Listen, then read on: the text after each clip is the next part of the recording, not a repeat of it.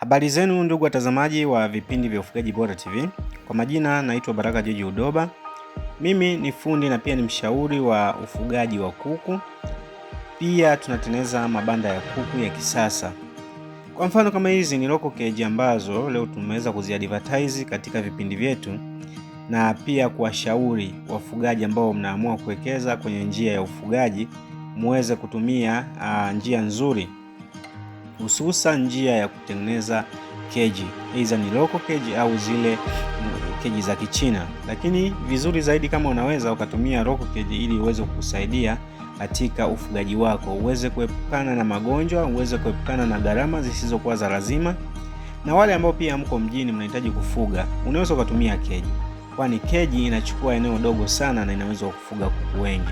Kwa hiyo kama utaamua kutumia keji, itakusaidia katika mambo mengi sana, hususa katika ufanyaji wake wa kazi.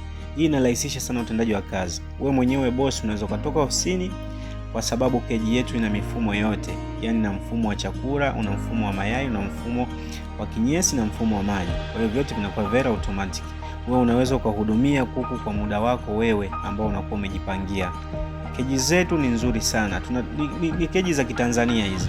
Material tunatumia ya madukani, ambayo leo hii hata wewe ukisema unatupigia simu tukupe quotation ununue material, ukaanza na super pipe kadhaa, waya mesh kadhaa, ukaanza kulipia kidogo kidogo, zeni sisi tukifika unakuwa umeshakamilisha, tunaingia site, tunaanza kufanya kazi. Gharama yake sio kubwa sana.